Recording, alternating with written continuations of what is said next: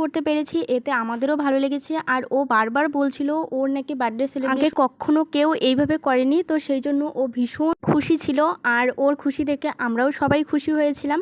তো যাই হোক, তারপর কেক কাটা হয়ে যাওয়ার পর এক এক করে সবাই মিলে কেক খাচ্ছে, ওকে কেক খাওয়াচ্ছে। আর এটা ছিল দিদি, ওর জন্য একটা চকলেটও নিয়ে এসেছিল। তো যাই হোক, ও প্রথমে নিতে চাইছিল না, তারপর নিয়েছে। পরে যদিও বা কেক খাওয়ার পাশাপাশি চকলেটটাও খেয়েছিলাম আমরা।